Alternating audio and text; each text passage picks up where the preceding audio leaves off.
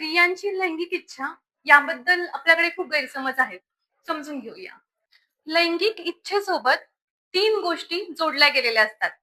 एक तर शरीर, मन आणि तिसरं म्हणजे तुमचं जोडीदारासोबतचं नातं. आता शरीरामधले कोणते बदल लैंगिक इच्छेवर परिणाम करतात? जर समजा एखादा दीर्घकालीन चालू असलेला आजार असेल किंवा नव्याने उद्भवलेला एखादा आजार असेल किंवा जर लैंगिक संबंधादरम्यान स्त्रीला वेदना होत असेल, तिच्या शरीराला फुलायला वेळ मिळत नसेल किंवा हॉर्मोन्स मधील काही चढ-उतार असतील किंवा मग साधा थकवा आला असेल, तरी सुद्धा या सगळ्याचा परिणाम स्त्रीच्या लैंगिक इच्छेवर होत असतो. सोबतच काही आजारांसाठी काही विशिष्ट औषधं चालू असतात. तर त्या औषधांचा साइड इफेक्ट म्हणून सुद्धा लैंगिक इच्छा कमी होऊ शकते. तर यासंबंधी डॉक्टरांशी बोललं पाहिजे. जेव्हा आपण मनाबद्दल बोलतो, तेव्हा मनात जर काही चिंता असेल, ताणतणाव असतील किंवा स्वतःच्या बद्दलची निगेटिव्ह भावना असेल किंवा मग जुने भूतकाळातले काही अनुभव असतील किंवा समजा जर जोडीदार त्यांची थट्टा उडवत असेल, की तुझं वजन जास्त आहे, तू दिसायला वाईट आहे. तर ह्या सगळ्या मानसिक गोष्टींचा सुद्धा परिणाम लैंगिक इच्छेवर नक्कीच होतो. आणि तिसरी सर्वात महत्त्वाची गोष्ट म्हणजे जोडीदारासोबत असलेलं नातं.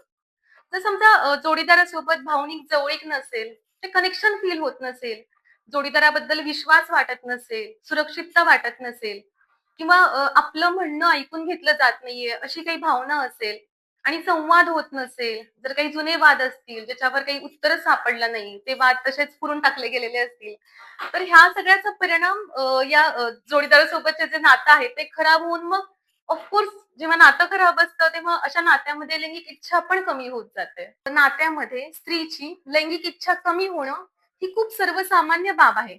खूप स्त्रिया या समस्येला सामोऱ्या जातात आणि त्याच्यामध्ये काहीतरी वाईट घडलंय किंवा काहीतरी लाज बाळगायचं कारण मुळीच नाहीये.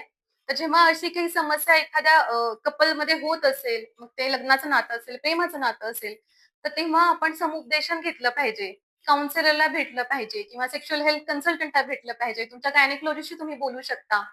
कारण हे जर तुम्ही प्रॉब्लेम सॉल्व्ह केला, तर तुमचं नातं तर बळकट होईलच, परंतु आपली जी एक लैंगिक सुखाची गरज असते, तर ती गरज पण पूर्ण झाली पाहिजे. आपण लैंगिक नातं हे आनंद एन्जॉय केलं पाहिजे. तर मी डॉक्टर ऐश्वर्या रेवडकर, गायनेकॉलॉजिस्ट आणि सेक्शुअल हेल्थ कन्सल्टंट म्हणून हिंजवडीमध्ये एशियन पॅसिफिक सुपर स्पेशालिटी हॉस्पिटलमध्ये उपलब्ध आहे. तुम्हाला काहीही समस्या असेल, सेक्शुअल हेल्थ चांगलं करायचं असेल, स्वतःची सेक्शुअलिटी समजून घ्यायची असेल, तर अपॉइंटमेंट घेऊन नक्की भेटायला या.